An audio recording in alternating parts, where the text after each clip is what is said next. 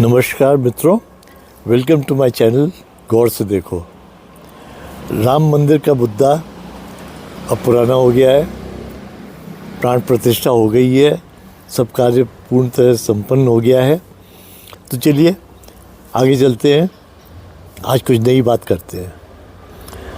मैं बात कर रहा हूँ मिस ब्रांडिंग की। मिस ब्रांडिंग हमारे देश में एक बहुत ही प्रिवलेंट चीज़ है। इसे बहुत बड़ा क्राइम माना जाता है और इसीलिए शायद ये एक बहुत बड़ा धंधा भी है।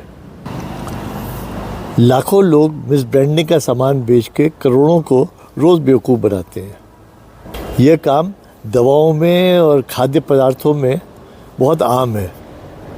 जैसे फेयर एंड लवली लगा के लोग गोरे हो रहे हैं और कॉम्प्लान खा के और लंबे हो रहे हैं, बूस्ट पी के ताकतवर हो रहे हैं, एनर्जी आ रही है। इस तरह के विज्ञापन भी सारा फेक एक्सपेक्टेशंस जगाते हैं। मैं भी कई बार बुद्धू बन चुका हूँ। अपने पसंद के onion and cream potato chips ख़रीदने के चक्कर में कई दफ़े पीला रंग देख के दूसरा पैकेट ख़रीद लिया है। जब मेरे जैसे पढ़े लिखे लोग भी बुद्धू बन सकते हैं तो आप सोचिए उन गरीब और अनपढ़ आम आदमी की, जो कि कितनी आसानी से बेवकूफ़ बनाया जा सकता है। खैर, अब चुनाव आ रहे हैं तो बात राजनीति की करते हैं। इस राजनीति में भी मिस ब्रांडिंग का खूब बोलबाला है।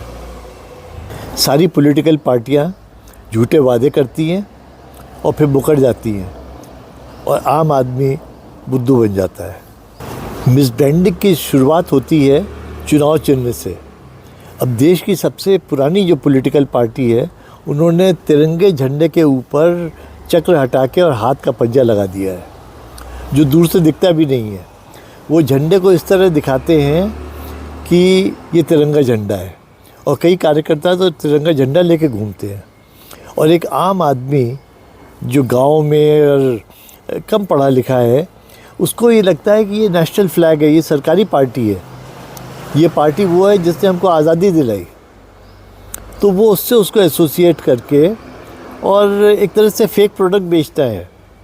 मेरी समझ में चुनाव आयोग को इसके ऊपर एक्शन लेना चाहिए। अगर उन्हें तिरंगे के रंग देने भी हैं तो उस पट्टों की चौड़ाई वो अलग कर सकते हैं, जिससे कि दूर से भी वो उसको देख के तिरंगे का भ्रम ना हो। पर पता नहीं, समझ में नहीं आता है, it's not a rocket science. ये क्यों नहीं ऐसी बातें सोच सकते हैं? क्या हर चीज़ के लिए आदमी कोर्ट में जाए, दावा करे? और आजकल कोर्ट में जाना कोई आसान काम है एक आम आदमी के लिए? गांधी जी ने अपना नाम दान में नेहरू के बच्चों को दे दिया और बच्चों ने फिर उस नाम का खूब मिसयूज़ किया। आज भी देश के काफ़ी लोग यही समझते हैं कि इंदिरा गांधी महात्मा गांधी की बेटी है।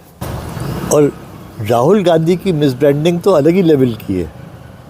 उनके कितने पासपोर्ट हैं, वो क्रिश्चियन हैं या दत्तात्रेय कश्मीरी ब्राह्मण हैं या कैथोलिक क्रिश्चियन हैं, वो इंडियन है या इटालियन है, कोई जाने ना। और इस सब का फ्रस्ट्रेशन उनकी आवाज़ में दिखता है। वो जो टेंशन में रहते हैं, जो गुस्सा करते हैं, वो इसीलिए it's a fake identity. He is living somebody else's life.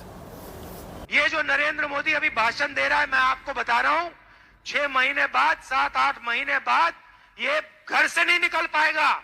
Hindustan के युवा इसको ऐसा डंडा मारेंगे। और प्रियंका गांधी ने तो अपनी नाक की भी मिस ब्रांडिंग कर दी है। उन्होंने इंदिरा गांधी की नाक का पेटेंट ले लिया है। उनकी ख़ास पहचान यही है कि उनकी नाक उनकी दादी से मिलती है। और फिर मिस ब्रांडिंग की शुरुआत तो महात्मा ही ने की थी।